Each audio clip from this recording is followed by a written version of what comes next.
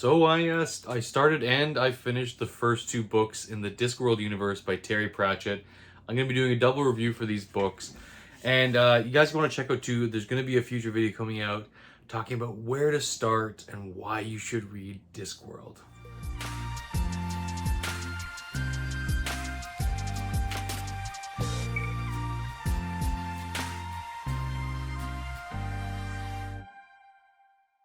Thank you to my patrons for supporting the channel and making it the best it can be. Hey fantasy fans, welcome back. It's Dan here at Treebeard Book Reviews. As you guys can see, I am in my new house, in my new office, all set up. So I will be doing eventually, like a bookshelf tour. If you guys didn't catch it when I was, shelving, putting up these shelves, putting out some books. They're not all in perfect order. There's probably going to be some movement going around, but I will be doing a bookshelf tour probably in the next couple weeks just to, show you my updated collection because it's been a year. And so why don't we get into talking about these two books? As you guys know, the Discworld is extremely important to me. It's my favorite series of all time. And I'm really kind of glad now I went back and I read the first two books, The Color of Magic and The Light Fantastic. These really are meant to be a duology. They should be read kind of back to back or together. They're definitely very fundamental in the Discworld. There is things that change, so they're not canon in a sense that a lot of things will change when it comes to certain creatures or certain beings on the Discworld. They will change a little bit, mainly a race. How they kind of act will maybe not act, but how they interact on the Discworld will change. So let's talk about break these books down. I'm gonna try and keep it spoiler free as I can, but it's really just talking about reading the beginning of the Discworld and maybe why this probably isn't the greatest place to start. But I said again, look out for my next video where I'm gonna be talking about where to start in the Discworld and what I think is the best start. All right, so The Color of Magic. So The Color of Magic, you are introduced to your three characters that you're going to be following over the next two books. And that is Rincewind the Wizard. He's a cowardly wizard. He gets thrown out of Unseen University. He's just, there is a reason for why he's such a bad wizard. It's kind of actually the theme of the two books. But he's a really interesting character. He's really good at being a coward and really good at running away, really good at saving his own neck. And he's kind of just down on his luck, a little bit mopey, but he meets Twoflower. So the Twoflower, he is the first tourist on the Discworld. And so tourists, the Disc has never experienced a tourist before, and he has brought with him his luggage. So you can see there might be a picture here of the luggage. It is sentient pearwood, that it has legs and it carries all of Twoflower's money and all his belongings and helps him, be the best tourist he can be on the Disc. So essentially, the story is, Rincewind meeting Twoflower and them kind of going on an adventure,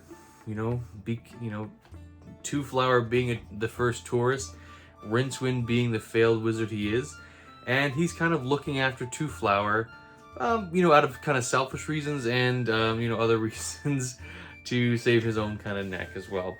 So let's kind of talk about the first book. So The Color of Magic, it's a really different Discworld book. I didn't start with The Color of Magic. This is the first time I read it. I read it back in June, and then I read The Light Fantastic back to back in July. So it's a really different book. It's a really different Discworld book. It's very foundational. You get to meet some core characters who are going to show up. Rincewind is a core character. The luggage is another core character. Death is one. You hear mention of other characters who will crop up. You hear certain terms as the patrician. It's not the patrician you see in most of the Discworld books, but there is a patrician. Ankh-Morpork is, obviously the capital city, the main city. Terry really kind of establishes in this book the slums, the griminess of Ankh-Morpork. It's just, it's a universal stench. But the thing with this book is why I don't recommend this being your first foray into the Discworld, is because it's very foundational, and the book itself doesn't really know what it wants to be.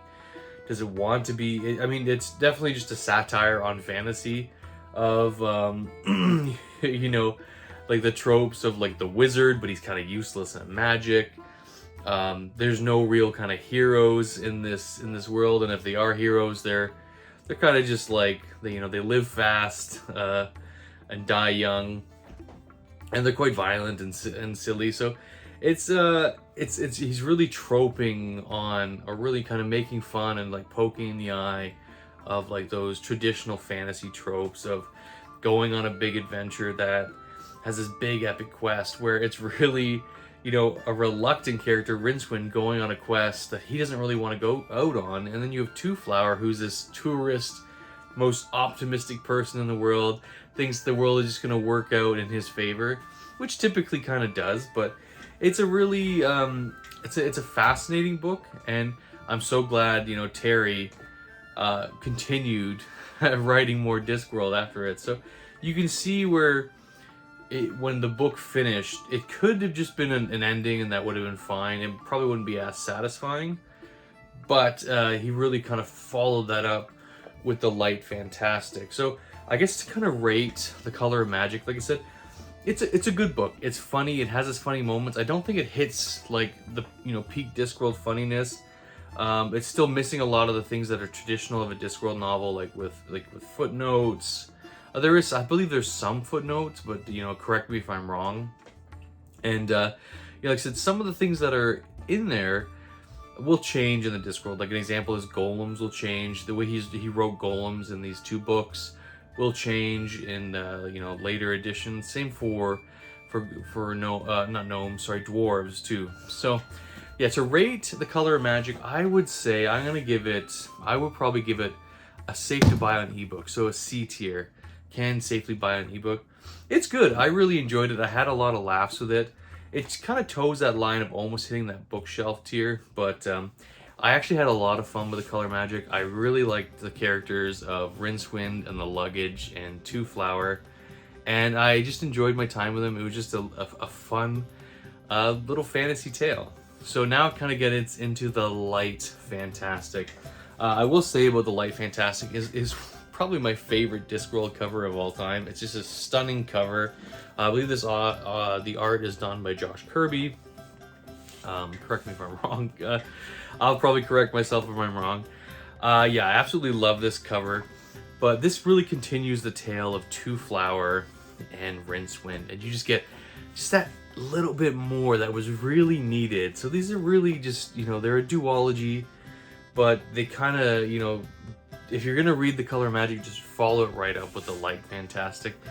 And this book I enjoyed so much more. So let's kind of get into like why this book is a lot better. So this one's really kind of knife fight in a phone booth, in the sense that something happens on the Discworld where at the end of The Color of Magic, something monumental happened with Rincewind and Two Flower, and they are kind of brought back, kind of situated on the disc. And they have to figure out what's happening to the Great Otwin. So the Great Otwin is the celestial turtle that the Discworld rides on. So it's a Discworld on the back of 4 celestial elephants that sit on the back of the Great Turtle Otwin. So Otwin's traveling through space, and there is a star that he or she, we don't really know. That's actually one of the focuses of the first book is. There is this cult, or I guess it's a civilization that is obsessed with the gender of the Great Otwin. So you're following this quick adventure in the Light Fantastic where the, Otwin is traveling through space to this star, and then the Discworld's heating up, and there's a lot of things that kind of happen to Two Flower and Rincewind. So they're still together. They're still, Two Flower is still the ever optimistic tourist. Rincewind's just kind of sick of having all these near-death experiences all the time, and just seeing Two Flower as this bad luck juju that he just can't get away from. But they run into some fascinating characters that I think really pull this story to the next level. So they meet Cohen the Barbarian. Cohen he's an 87-year-old barbarian. But he's kind of retained all of his strength and wisdom. he just never really kind of gambled on having an old age. So you meet Cohen. Cohen's fantastic. You have more death in this book.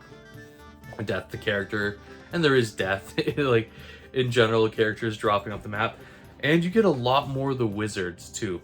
So some of this, plot points that carry over from the Color of Magic, you really get to learn more about the wizards, how they kind of work, how kind of silly they can be, but how serious it is to be a wizard, and how you really kind of excel in the wizard school is by kind of killing your way to the top.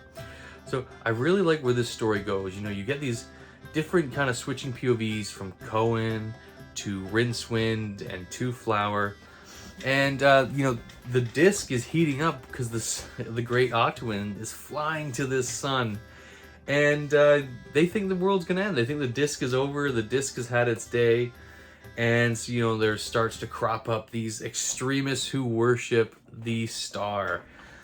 This book was fantastic. This was the light fantastic. So these books that they really bookend each other, and it takes with the Color of Magic, where it's a good intro story, get your kind of feet wet, but then this one really hammers it home for me. It was such an enjoyable read. I flew through this one, and I loved all the characters. I loved Cohen. I loved Bethan, who's a character you introduced. She was a druidess. She is interesting. She's funny. You just have some funny things that happen in this tale. With they meet old Granddad, who is a very large troll. Some funny stuff happens there, and then also just the luggage itself. The luggage is a maniac, right? It's like I said, it's a sentient pearwood, and that it's just loyal to fault to its master. Will follow its master to the end of the world, and will never stop, right? And the luggage is just insane. The luggage is one of the funniest characters on the Discworld, and like the luggage doesn't have lines, doesn't speak, but you feel his presence on the page because it's just a maniac, which I loved. I really love that type of character that Terry creates, because he creates such fascinating characters, and you get introduced to a lot of fundamental characters who are staples of the disc, staples of Discworld. They just bring this whole world to life. So an example, I guess just to name a few again: Cohen, Rincewind, Death, the librarian you get to meet, and then it kind of introduces Ankh-Morpork as a character. Really, like Ankh-Morpork is a character in my mind, where it's this city with so much personality, that has grit, that will spit in your eye and will fight back. And I really love that Terry's kind of establishing what this world is going to be. I thought the ending of this book was absolutely fantastic. I really like where it went, and it just had a really feel-good it was a very feel-good book. And I like I said, I wouldn't recommend these are the first two books you start with, but if you start here, you can still definitely have a great time. And I think maybe I might enjoy this more than a normal fantasy reader, just because of my experience with the Discworld. I know my experiences are colored, and it was kind of nice to see that formative days of the Discworld by Terry, and just get to just kind of immerse myself in it and embrace it, and I loved it. So to give the Light Fantastica rating, this one was, I really wanted to rate this high because I had such a good time with it.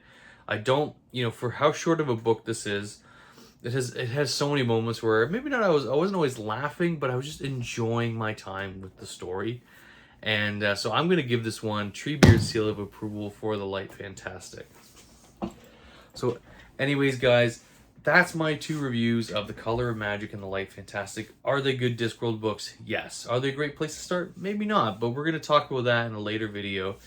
And again, thank you guys for continuing to support the channel. Again, I'm in my new house. I'm enjoying having my library back, and I hope you guys are enjoying having being with me today and discussing one of my favorite series, the Discworld. So if you guys, again, if you want to do me a big favor, you can like. And if you feel like I've earned your subscription, please subscribe. And we'll see you on the next one. Cheers.